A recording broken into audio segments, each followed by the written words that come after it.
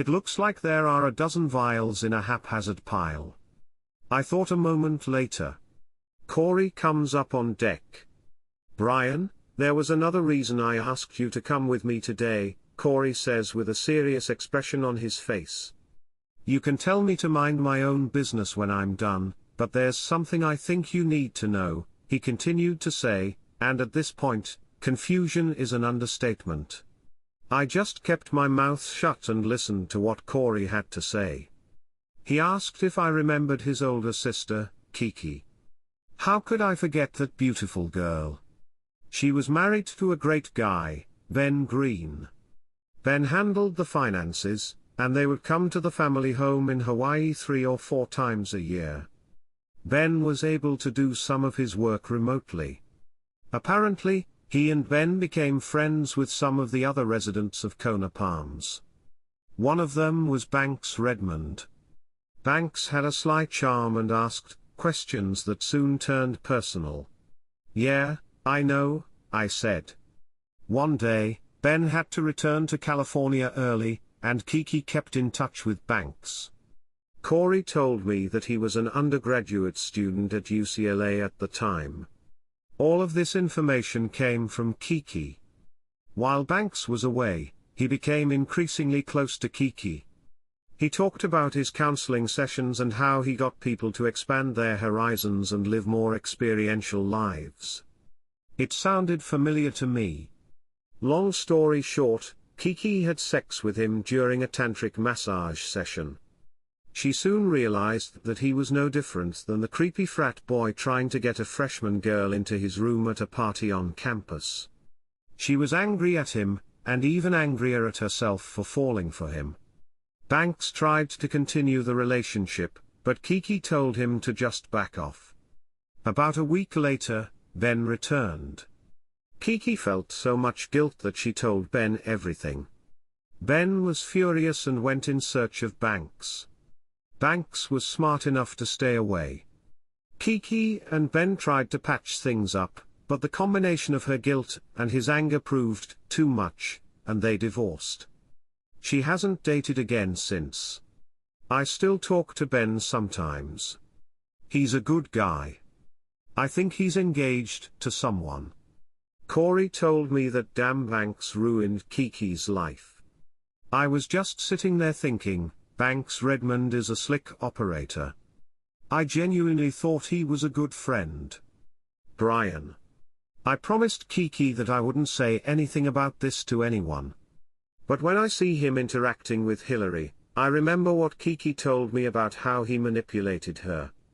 She also made me promise never to get into a physical confrontation with him, even though God knows I wanted to kill the bastard.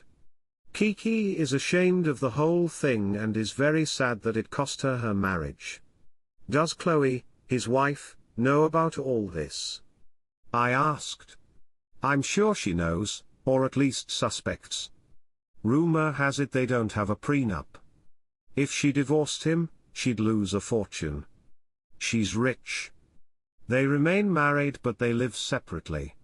I leave for Australia next week, and it will be several months before I return. I don't want to question Hillary's character, I just wanted to give you that information, said Corey. Thank you, I say to him. I have a lot to think about. We dock at the harbor and pick up our gear. As we walk up the gangway, he sets down a styrofoam cooler and opens it. I can see him mentally counting. Suddenly, he looks up at me. I look him in the eye and don't say anything. We look at each other, and then a small smile appears on his face. No words were spoken. As I drove home, I started to feel sick. I was going to kill Banks, I thought in my mind. I almost hit a local kid when I ran a stop sign. He brushed me off, and I didn't blame him. It reminded me of another incident that happened about 7 or 8 years ago in Seattle. I've always had a temper. I won't go into details, but there have been many ups and downs in my family. There was physical abuse in the family, and because of that, I had anger issues. That energy fueled me on the soccer field in high school. I played in every conference, and eventually, I was invited to play at Pacific Lutheran. It was the only way to go to college. My family had no money for tuition. So, in a way, my temper helped me get a college degree. Along the way, it cost me a few girlfriends and other friendships. I knew I needed to address it. At that point, I had not long graduated from college and was still new to the merchandise business, and it was stressful. One Monday night, I was driving through downtown Seattle. If you've never been there, the concentration of homeless people, drunks, and punks there is higher than usual. All worked up and not focused on driving.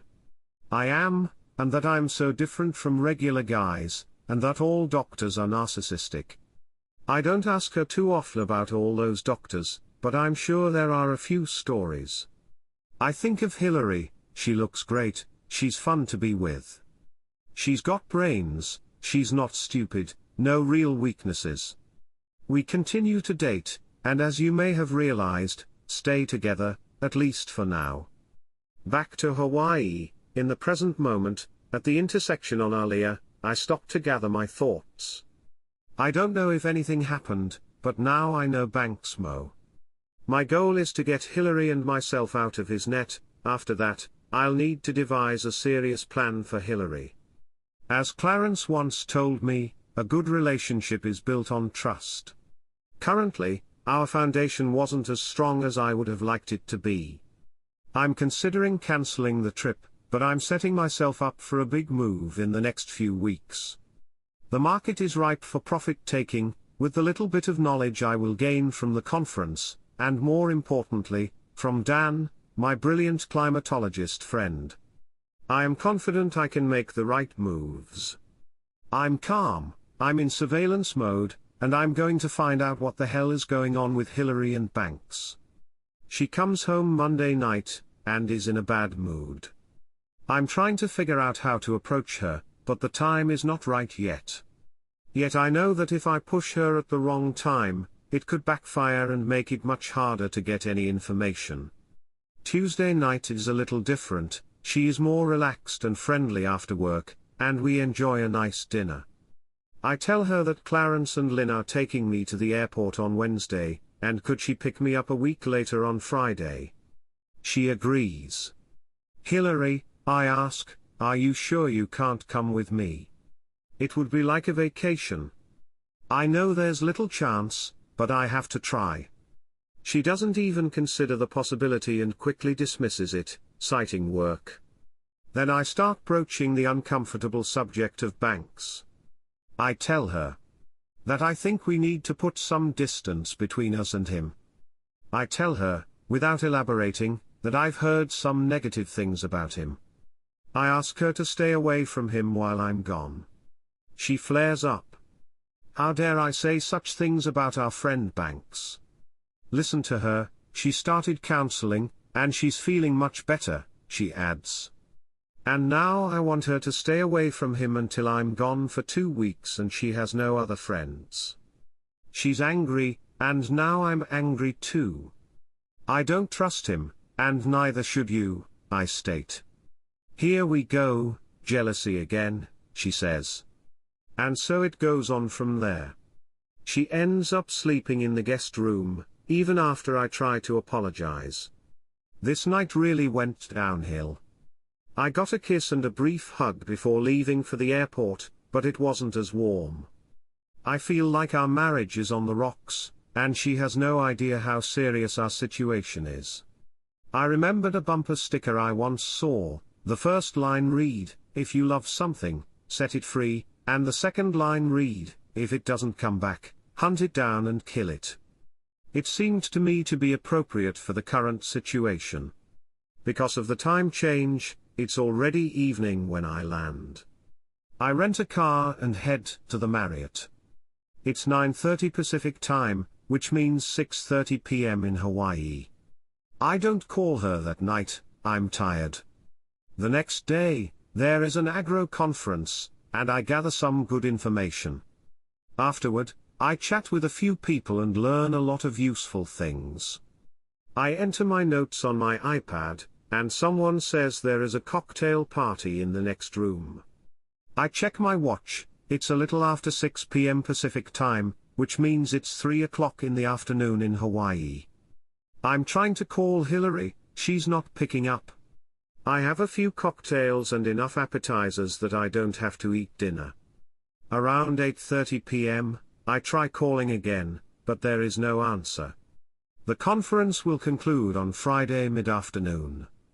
I feel that the information I received was useful.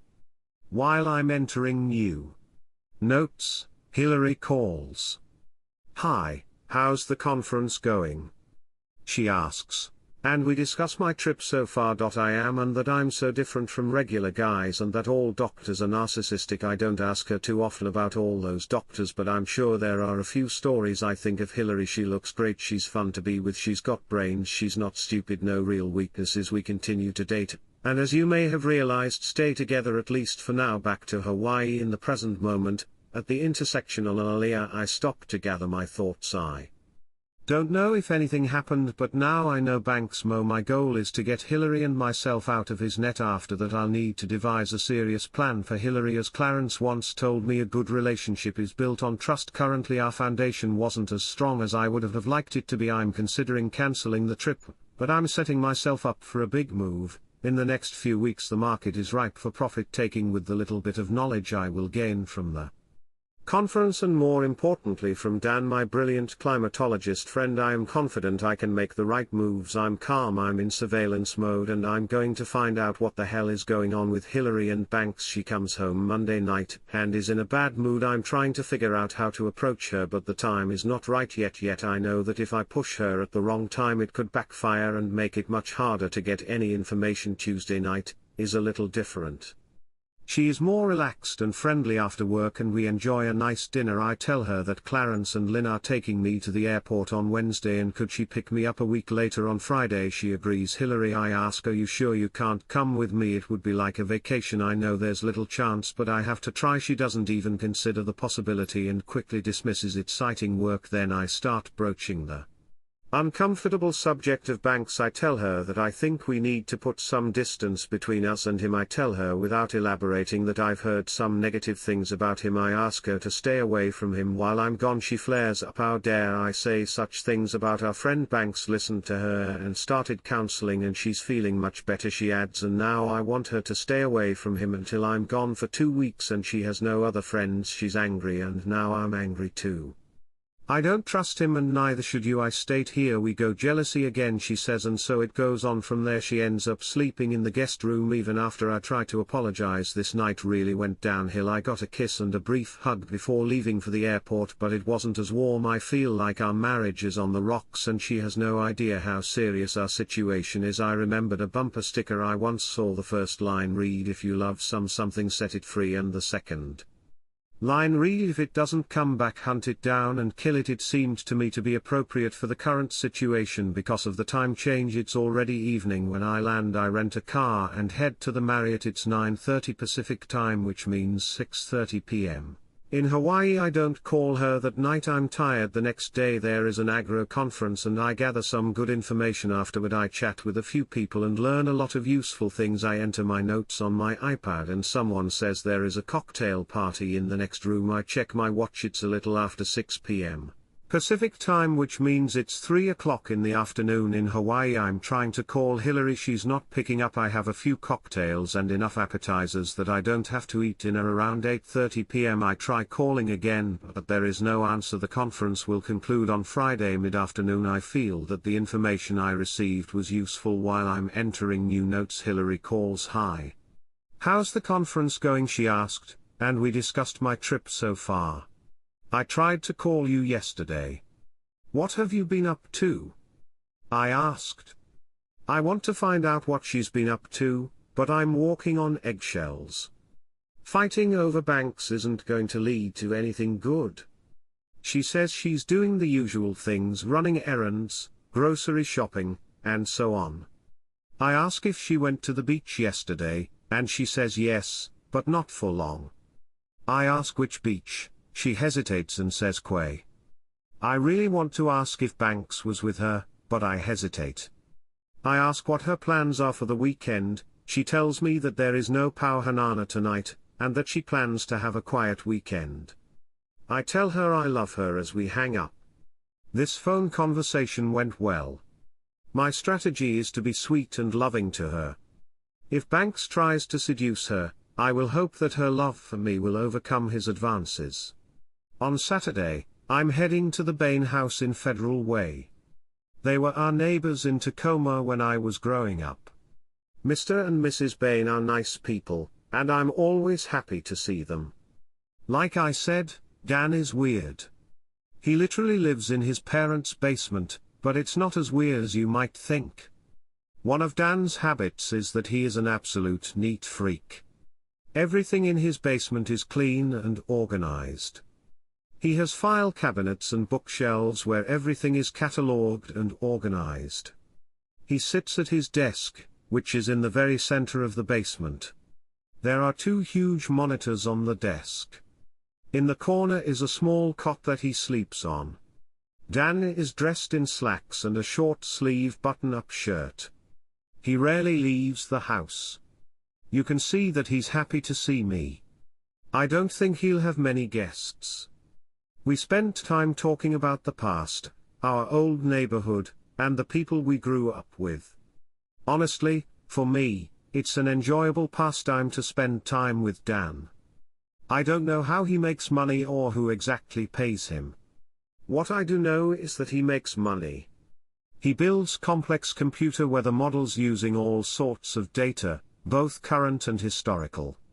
He's tried to explain this to me before, but I was quickly lost. Like I said, Dan is brilliant. I've asked him before if he ever provides information to people in my business. He said no. If Dan can be relied upon, he is completely honest. I have a list of things I want to ask him about. I have to make sure he stays on task, or we'll branch off into topics that could take hours to cover. I ask him these specific questions and also ask him to chart the weather for the next 90 days or so and enter various factors into the equation. His mom brings us lunch, and we continue talking for a few more hours. Then I leave. I tell him I'll call, and he says, "Please don't." Dan doesn't like the phone. He sends the weather maps I asked him for within 24 hours. In the evening, I try to call Hillary, but I get voicemail again. On Sunday, I go for a run.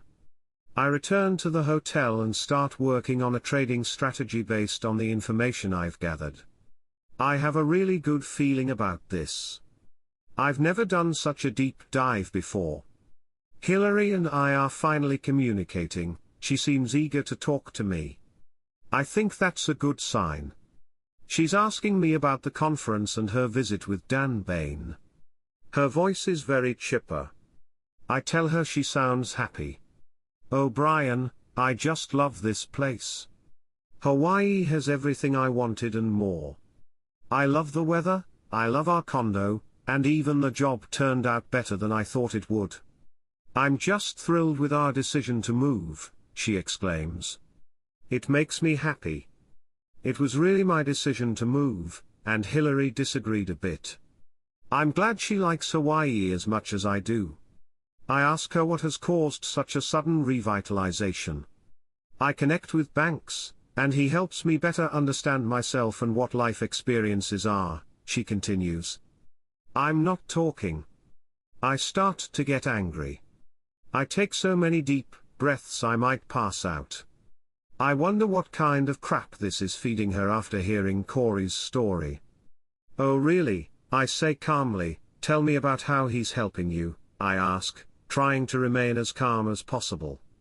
I sit and listen as she talks about how she feels, what life has to offer, expanding her horizons, and finding true happiness in all areas of her life, how Banks helps her realize things that explain some of her negative feelings. I'm starting to feel nauseous. I'm afraid I'm going to explode. I use one of my anger management techniques and calmly but firmly walk away from the conversation. I tell her I'll call her this week. I ponder the situation. Corey's story about Kiki kept playing in my head. I had a few options. 1. I could have booked a ticket home and intervened, but that was ruled out. I wouldn't do that to believe she loves me too much to give in to him. I'd say it's 50-50 at this point, except for the fact that they have had or will have sex and divorce her. This was painful to think about. I started to develop a plan. My mentoring week went well. My intern was a young man named Michael Rodriguez. Mike was a hard worker and eager to learn. Each day I spent several hours studying my own trading. The markets were calm, and Dan's weather forecasts were hitting the mark. So far, I had a trading plan for the next few weeks that was going to make me a lot of money. Monday, I don't call Hillary, and she doesn't call me. I know she's working. Tuesday morning, she calls around 10 a.m. Pacific time. I'm at work, and we only talk for a few minutes. The exuberant excitement from our previous phone conversation continues.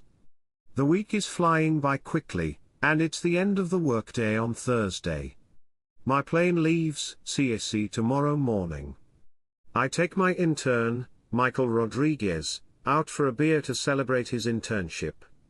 It's a pleasant evening, and we talk mostly about the trade. On the way home, I'm relatively calm about what I might learn about the situation with Hillary and Banks. If he and all his crap seduced her, it's over. What I do next has yet to be formulated. If the seduction doesn't happen, my strategy will be to slowly and decisively cut Banks out of our lives. The flight arrives in Kona around 4 p.m. One of the small things I like about Kona is the quaint airport. Everything is outside, few interior buildings. Hillary picks me up at the curb. Hillary's in a good mood, a little weird, but good. She talks a lot, laughs a lot, and smiles a lot. She asks me questions about the trip, and when I start telling her about Banks or my mentor or whatever, it's like she's not interested. She asks me another question before I even finish answering the previous one. It's weird. It's Friday, and there is a Poana event at the pool. I'm tired, but I ask her if she wants to go anywhere. She says she doesn't care. I don't mind if we don't go. She says that's weird too. Hillary loves any kind of party, and we haven't missed one since we've lived here. I think maybe there is some reason why she doesn't want to attend these events. I think that would be fun, I say. I've been on the mainland too long, and I feel like having a couple of glasses of Mai Tai, I add. Hillary is silent for a moment. I wouldn't mind being alone with you, she says and strokes my thigh. Okay, I say, we'll leave for an hour or so and then we'll get reacquainted, I proclaim. Hillary says nothing, but the issue is settled. We get down a little after 6 to the usual group. Everyone is in place, but so far, I don't see Banks. It's a very typical night at Poana. We see Clarence and Lynn, the Platts, and Nishimura, the couple who moved here a few months ago. I know Corey is in Australia, but I see Kiki across the street and get up to talk to her. I know I can't say anything about her relationship with Banks. I promised Corey that I wouldn't. We start talking, and she is very nice. She tells me that she is staying at their family home indefinitely while Corey is in Australia. She explains that sometimes it's better to hang out at the condo while Corey is gone. There's plenty of room, but sometimes I start to feel like a foster mom to my little brother and all his dates, she says with a laugh. After a while, I glance across the street, and Hillary is looking at me, frowning slightly. Maybe it's her turn to get a little jealous. Kiki, and I continue talking for another half hour or so. Every once in a while, I could feel the sadness slipping into her as we moved on to some topic. I tell her how much I enjoyed talking to her, but it's time for me to head home. As I leave, I get a brief but pleasant hug from her. Back at our table, I don't see Hillary. The ever-observant Clarence notices that I'm looking for her. I think Mrs. Rivers left 15 minutes ago, he tells me. Oh, she must be back at the condo, I say, heading towards the house. Brian, he says, I believe she was headed for Mr. Redmond's house. And, dear boy, it's none of my business, but while you were on the mainland, they spent a lot of time together. Clarence tells me this with an expression of some concern, nodding slowly. As I absorb this information, I turn to Clarence and give him a brief hug, thanking him. He seems a little surprised by the hug. I head to our condo, 58. My next Mai Tai has more rum than juice, and the ones after that are mostly rum. It's not even 9 p.m. yet, and alcohol and jet lag are making me pass out. When I wake up, it's 2:30 in the morning, so it's 5:30 Pacific time, which is about the time I usually get up. I don't want to wake Hillary, so I head to the spare bedroom. I take a short nap, but by 6 o'clock in the morning, I'm up and out for a run on Alia Drive. I have a lot to think about: Hillary's behavior, Banks, the commodities market, Clarence's comments, and I also think about Kiki White. One thing is for sure: Hillary and I are going to have a very frank conversation about Banks in the future. Today, back at the condominium, Hillary is drinking her morning coffee. She smiles and asks how my run went. I reply that it was fine and then ask her about last night. What happened last night? I ask. I went back to the table, and you were gone. Where did you go? I'm pretty sure she went to Banks's apartment. I just didn't feel like it last night. I just needed a break, she tells me. Well, you weren't here, I say. Where did you go? I ask. You know how it is sometimes, you just don't feel like being at a party. You looked like you were having a good time. I didn't want to ruin your fun, she told me with a brief smile. Hillary, for the third time, I say a little more forcefully but still calmly, where did you go? She pauses, looks at me, and then lowers her eyes. After about a minute, she says, I went to talk to Banks. I try to stay calm, but I'm starting to get angry. So, your husband's been gone for almost 2 weeks, and you end up spending time with Banks. When I got home, you weren't yourself, I tell her. I'm furious, she's avoiding my questions, and her relationship with Banks is too close. It's broken our marriage. I need to know the truth about what's going on, I think to myself.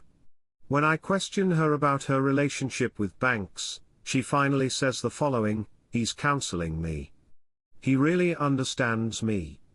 He shows me how to experience more and live a fuller life. When I'm with him, I'm calm, my stress evaporates, and I can physically relax. What the hell was that feeding her? I lose my temper, start yelling, and tell her, I'm going to talk to him, and settle this once and for all. We had a big fight, and she left. I've decided not to go to Banks's apartment right now. I'm practicing calming exercises, deep breaths, deep exhales. I can't afford an assault and battery charge at this time. I'm hanging out at the condo, and Hillary's not coming back. I wouldn't be surprised if she was at Banks's earlier in the day. I text her, telling her we need to have a serious talk. A few hours later, she replies that she'll be home at 6 p.m. and is ready to talk. All afternoon, I spend planning my strategy. It basically boils down to what I was thinking while I was on the mainland: if she had sex with him, we're screwed; if she didn't, we cut him out of our lives. I have another plan for Banks. At 6 o'clock, the doorbell rings. Why is she ringing the doorbell? When I open it, I see Hillary and her escort, Banks. He looks at me with a calm and smug expression on his face. I flare up quickly but go into calming exercises for several reasons, including not hitting him. What the hell is he doing here? I ask. Hillary looks at me with an expression of patience. Banks and I have a lot to tell you, and it would be best if we discussed it all together, she says. Banks and me. I want to throw him out, but curiosity about what they're going to say overrides my initial impulse. I need to get to the bottom of this, I really need to know what's going on. Okay, I say, why don't you start telling me what's going on? We move into the living room. They sit on the couch facing me. I sit in the only chair. Brian, you know I've had self-esteem issues my whole life, she says, looking at me, waiting for a response. I just stare back at her dumbly. Well, she continues, I'm beginning to understand the origins of some of these problems. Banks is opening up this information for me. I feel so strong and happy for the first time in my life. I feel really happy. Are you telling me you're not happy in our marriage? I asked her.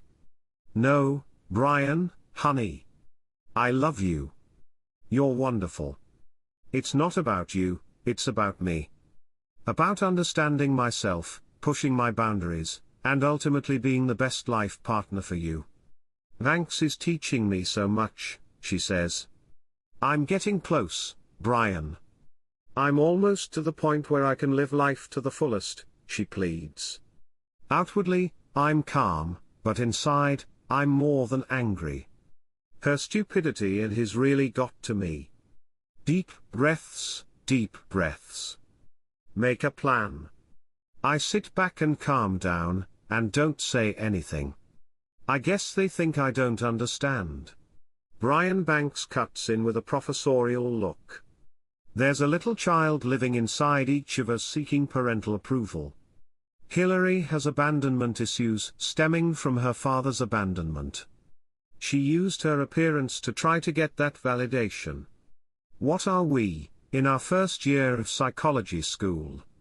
I wonder if this guy believes the crap that comes out of his mouth. He continues to talk about expanding horizons, breaking down personal barriers, and learning about all aspects of life. I'm starting to get tired of it all and actually pass out, but I do notice one thing, Hillary is looking at him in a different way than I saw her looking at Dr. Greg Gorich all those months ago.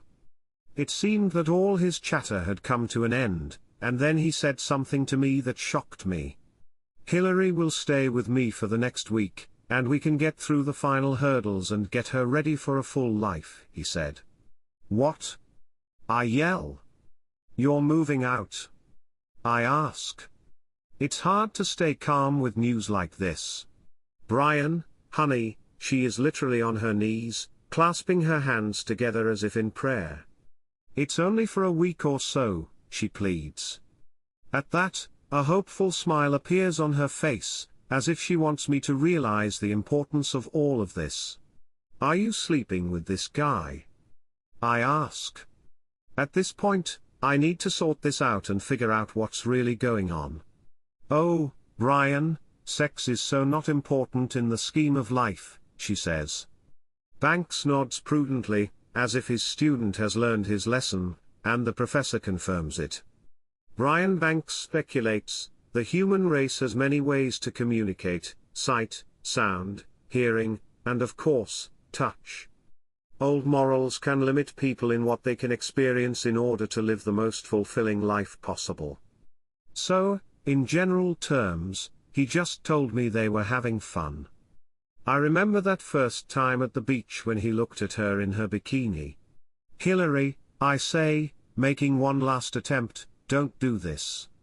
You're my wife. We have some problems, but we can get through this. Don't leave me, honey, I plead. It's just a week, one little week out of our lives. I'm going to come back and be the best version of myself for you, for the rest of our lives, she says, while looking at me with the same blissful smile on her face. With those words, Banks stands up, and Hillary follows suit as they walk out the door. She shouts, I love you, to me. I hardly slept that night. I know my marriage is over, and I'm not as sad as I might have thought. Most of all, I'm angry. In particular, angry at Banks. I'm starting to think about my plan. I did a little research, and I think I've determined what type of predator Banks is. He considers himself a top-tier predator. It's not enough for him to entertain a woman. It's not enough for him to entertain another man's woman. It's also not enough for him to entertain another man's woman for a man to know about it. He needs to entertain another man's woman and have the man accept it. That's not going to happen here. Sunday morning, I head out for a run on Alea Drive. It's a crowded street this morning. Along the way, I am immersed in reflection, working on my acting skills. For my plan to work, I have to be believable. On my way back, I see Kiki outside the building. I wave at her, and we get to talking. She said she was heading out for coffee. I ask if I can join her. Will Hillary be joining us too? She asks. I hesitate, and then tell her, we are not together. She says she saw us 2 nights ago at Powhana together. I tell her it's a long story if she's interested. I feel like, with all the gossip about Kona Palms, she already has an idea. Sure, I'm interested, let's get some coffee, replies Kiki. We're going to Java on the Rocks. We're outside, and I'm dressed nicely in my running clothes. I tell Kiki a very brief version of my situation with Hillary and with Banks. She's quiet, just taking it all in, but I can tell it's very personal to her. We both got hurt because of Banks Redmond. As we walk back, we talk about other topics, and we have a really good conversation. I'm starting to like Kiki. We get back, and I ask her if we could get together next weekend. She starts to shake her head in refusal, and I stop her. Kiki, I'm not Banks, I say. I like you as a friend. At the moment, I'm married, but I expect my marital status to change very quickly. You know why? Come on, 2 friends for now, dating. She smiles, and it's like sunshine. Good. I guess I'd like to see you again, but for now, we're just friends. She gives me a brief hug and kisses my cheek as she walks away. I notice her step bounces. It's Monday, and the markets are calm, but I feel change will come quickly. I have been studying Dan's models, and they match the information from the agriculture conference. I am making big moves in corn and coffee. I am getting into soybean futures. I make all these moves before the market has time to react. I have my own LLC that is drowned in several offshore corporations. It's legal. I just like to keep things separate. It may eventually lead to me, but it will take a lot of resources. This is my secret account through the LLC. I make my own trades. If I do it right, I have at least $500,000 in my secret account. In fact, it could be as much as $1 million. I haven't seen either Hillary or Banks at Kona Palms since Saturday night.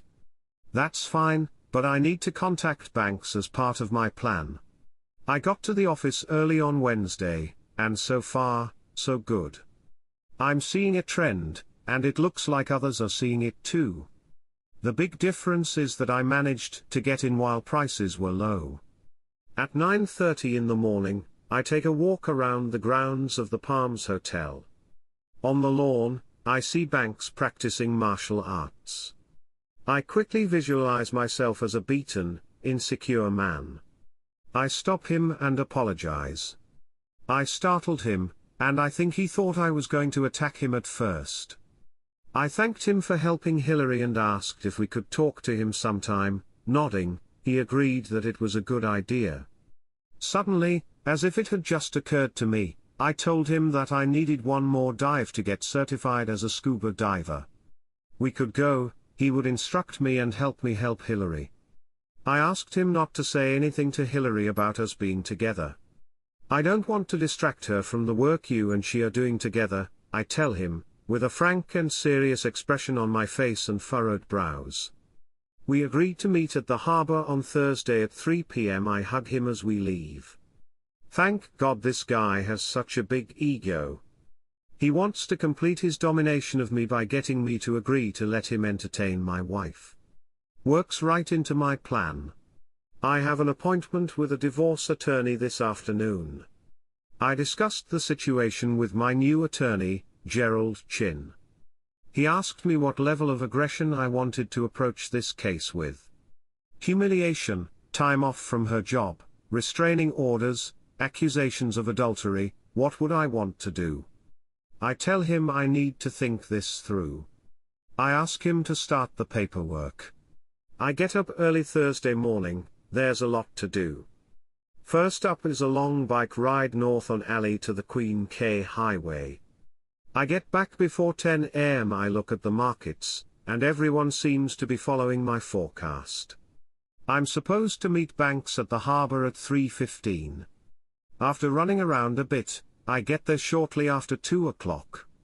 I carefully reload my gear onto his boat.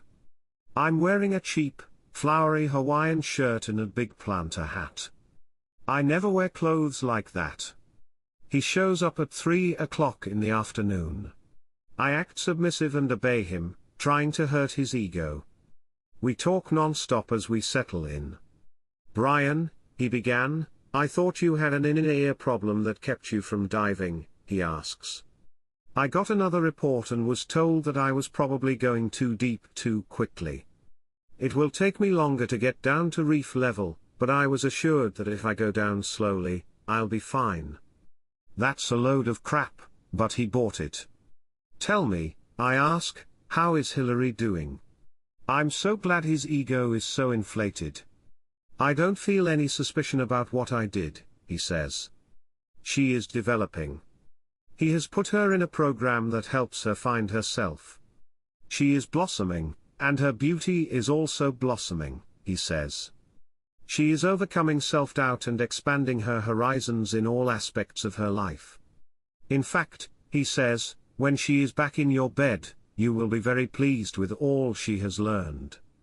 I am happy to be her instructor, and you will be the recipient of her acquired skills. Hillary is a very sensual woman." It took all my self-control not to hit him at that moment, but I remained calmly submissive. I nod my head as if everything he'd said suddenly made sense. "Thank you," I tell him, with a look of awe on my face.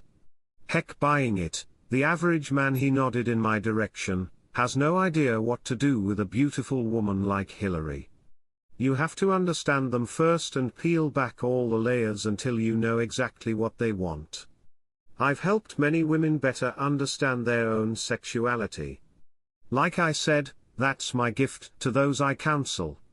If the sea had been a little more rough, I might have written off my nausea as seasickness, but no, the sea is calm today.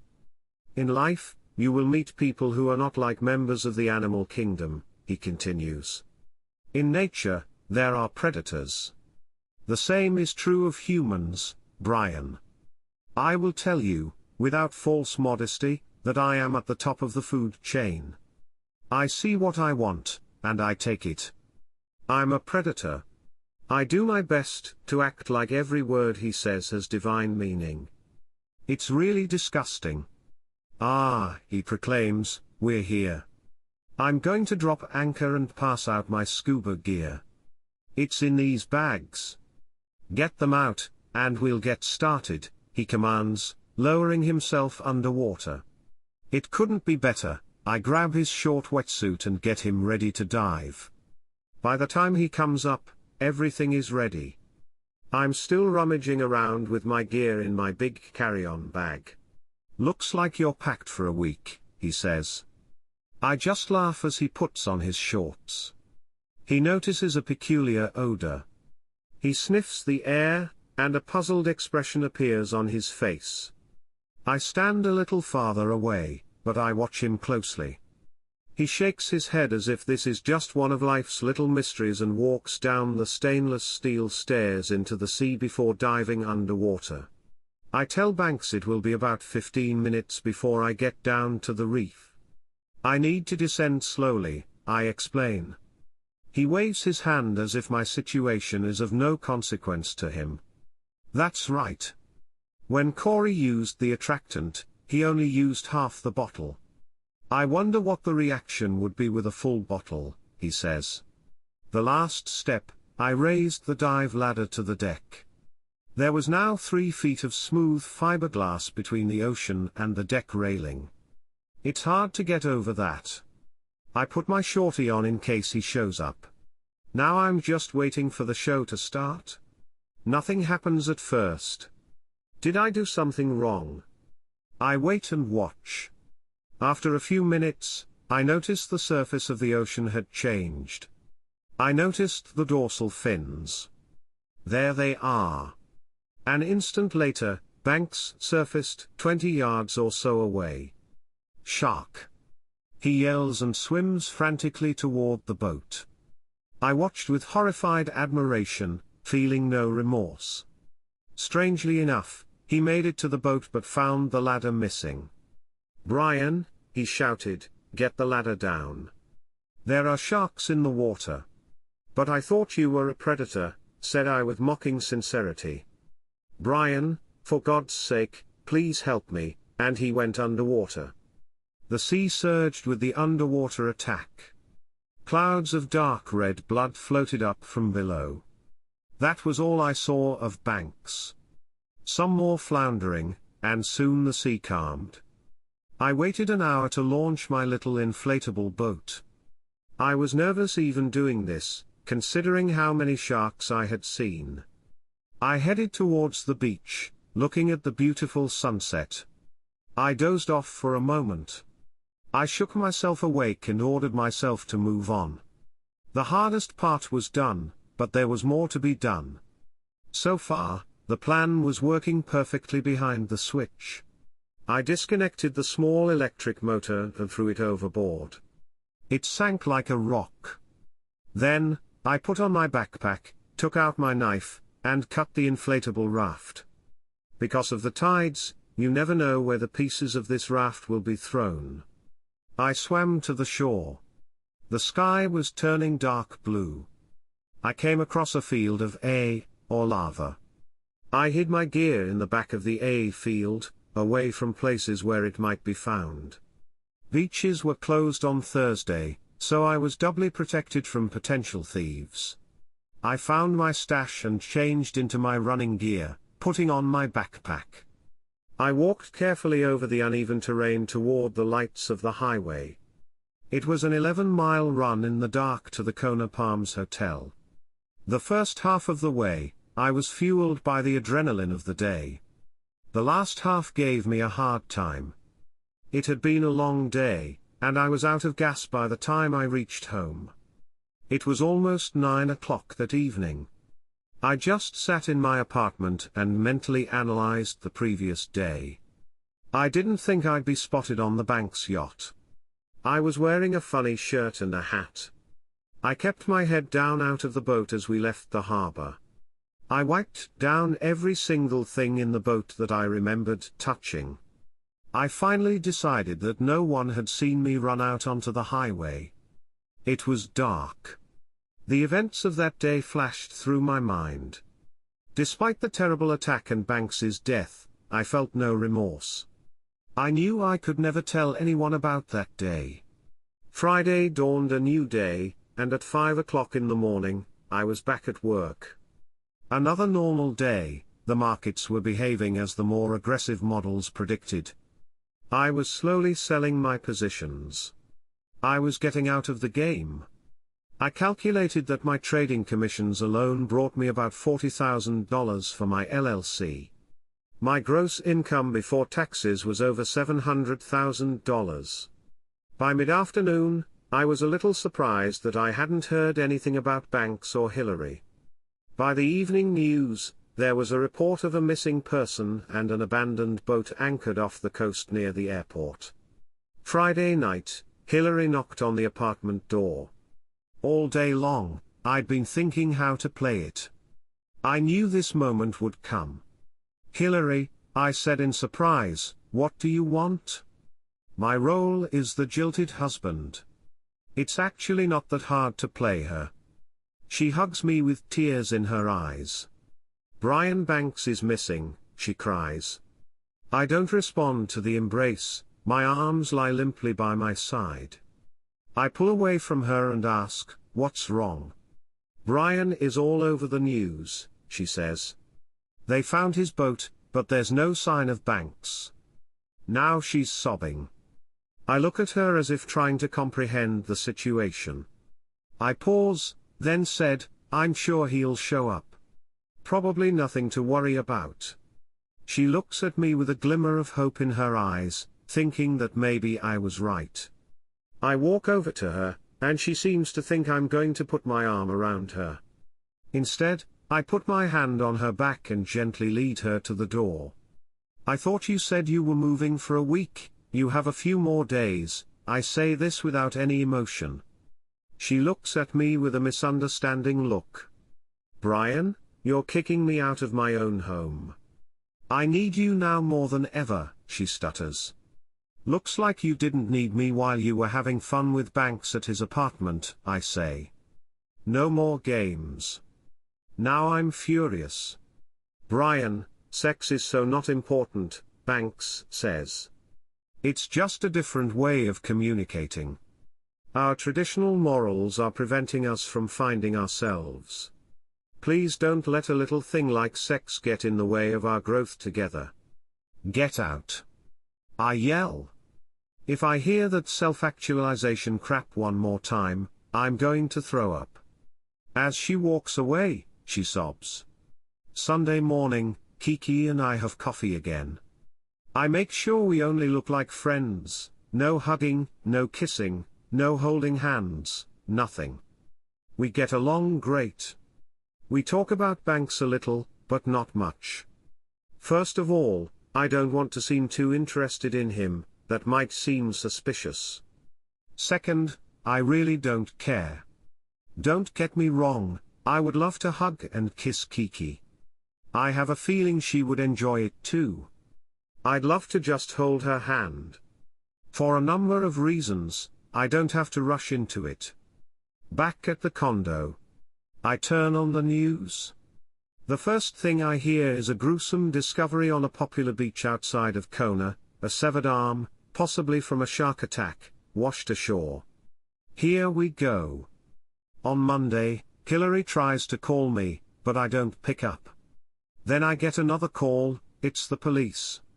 They say they're investigating the death of Banks Redmond. They stop by my apartment, and we discuss the Thursday that Banks left the harbor. The detective mentions that they think I might have gone snorkeling with Banks. I denied it. I told them about my inner ear problems and gave them the name of my doctor to check if they wanted to. That was the last I heard from them. I changed the locks on the condo, but Hillary keeps trying to get back to me. I hear sobbing voicemails and banging on the condo door day and night. On Friday, I call Gerald Chin, and tell him I want her taken to court. I also want a restraining order, citing that she is abandoned and adulterous. He asks when, and I tell him Friday night at the Kona Palms on Aya Drive at 7 p.m. Pauhana will be there that night. It's a low-key event fresh after the news of Banks' gruesome death. He was not loved, I recognize it in the Palms community, but he was one of us. The investigation lasted several days, but due to the lack of any other information, it was announced to be a shark attack. Both Kiki and I are attending the event. I sit safely at a small table with the Platts, Clarence and Lynn. A few times Hillary approaches me, but my friends look away from me. Kiki and I smile and meet glances a few times, but she knows to stay away for now. Amidst the blooming shirts, shorts, bikinis, and two bikinis, a short, dapper Asian man in a suit and tie enters the gathering. The group falls silent for a moment and then resumes their usual conversation. He walks up to Hillary and calls her name. I see her nod, and he holds out a 9x1 envelope to her. You have been served, with a slight, polite bow, he turns and walks away. There is silence in the Pauhana, and then Hillary shakes with sobs. Even I get a little uncomfortable. I get up and walk away into the dark depths of the grounds before she notices me. In the distance, I hear her sobbing as she calls my name. I'm already thinking about getting a room at the Royal Kona Hotel for the night just to avoid her when suddenly a small hand grabs my arm. It's Kiki. "Hi," she says, "want some company?" I tell her yes, but I'm not in the mood to talk. We're going to her house? We talk for a while, and I ask if I could stay to avoid a confrontation tonight. She agreed. "Just don't take it the wrong way," she said. I knew I successfully avoided Hillary all weekend and returned to the 58 on Saturday night. On Sunday, Kiki and I had coffee and had a long, frank, and wonderful conversation.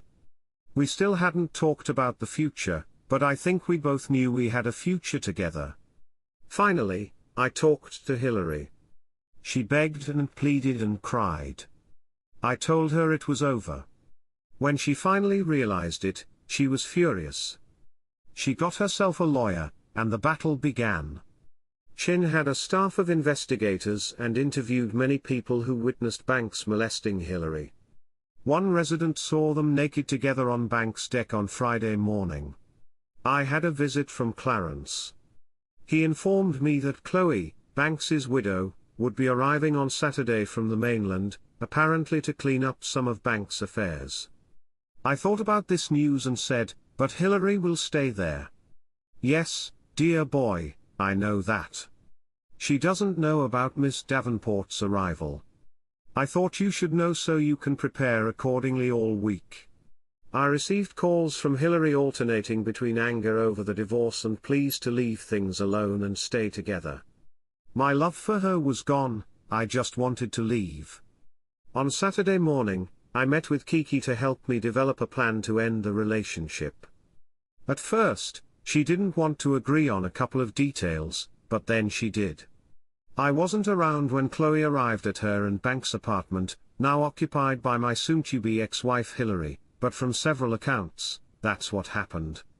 Chloe arrives at the apartment and quickly realizes that someone was there, obviously not Banks. At that moment, Hillary was just taking a bubble bath. Chloe walks in and knocks the spirit out of her. Chloe demanded to know what the hell Hillary was doing in her apartment. She didn't know or care about Banks, his latest girlfriends, or who he was having fun with. "Why are you here?" yelled Chloe at Hillary. Hillary stood up and covered herself with a towel, soap bubbles sliding down her body. "Oh, Chloe," exclaims Hillary. "Isn't it awful to be Banks?" With sadness and pleading in her eyes, she asks. "No," said Chloe. "It's not horrible at all. In fact, all those sharks saved me millions. I was just about to divorce that." Hillary looks at Chloe with a blank stare. How could she say that about her brilliant mentor? "Now get out of my house before I call the police and have you arrested for trespassing," says Chloe to her. Chloe stops her as she dejectedly heads to the bedroom to get dressed. "But my clothes," Hillary wailed. "Out," she commanded, "and give me back my towel now." Hillary is naked in the street. Kind Lynn and Clarence rescue her and give her clothes before she gets even more naked. Apparently, one of the residents peeked. An hour later, she shows up at my door. "Brian," she says. "I know lawyers fight, but you're my husband. Can't we at least talk?" she asks. I lead her into the house. She sits on the couch, and I sit in the only chair. "I miss you, and I still don't understand why you're so angry with me," she says. "Hillary, you slept with Banks. You gave him your body, and worst of all, you acted like it didn't matter," I tell her. "Brian, why are you so hung up on the sexual component of my healing and self-realization?" "I was doing this for us," she tells me. "Are you saying that sex with Banks was somehow supposed to be good for our relationship, Brian? Forget about having sex with Banks. You and I are meant to be together. I'm committed to you. Banks helped me realize that you are truly my life partner. From now on, every moment of every day, it's my job to make you happy. What more could I want? She speaks with sincere conviction, looking me straight in the eye. At that moment, Kiki emerges from the bedroom, catching Hillary off guard with a surprised expression. Oops, Kiki says casually, showing no sign of covering herself, a faint smile playing on her lips. You called out, Hillary. What brings you here? Well, you know how restrictive old-fashioned values can be, Kiki remarks earnestly. Anyway, sorry for the interruption, she adds before retreating back into the bedroom. Brian, once she's gone, could you come back and broaden my horizons some more? She asks Hillary with a suggestive look, raising her eyebrows. I'm sorry, Hillary, I respond. I need to focus on improving myself. Hillary rushes out of the apartment, tears streaming down her face. Let me clarify one thing, my interactions with Kiki have been limited to a few innocent kisses. She agreed to help me reluctantly, only needing to step out of the bedroom in her robe, the rest was impromptu. I'm not complaining. When I enter the bedroom, she's already dressed. Seeing my disappointment, she chuckles. You seem like someone who's lost their favorite toys, she teases, flashing a charming smile. A few months later, Hillary and I finalize our divorce, and she moves to the mainland. In the settlement, we divide our joint accounts, but I keep my secret account hidden. I'm buying her share of the condominium, I have no intention of leaving. Kiki practically lives with me now. I never mention banks, shark bait, or even scuba diving, not even to Corey, who has become a close friend. Occasionally, I catch him studying me, as if trying to piece together what transpired. Life in paradise is serene. Thanks for tuning in. I hope you enjoyed it. Subscribe to my channel for the next video.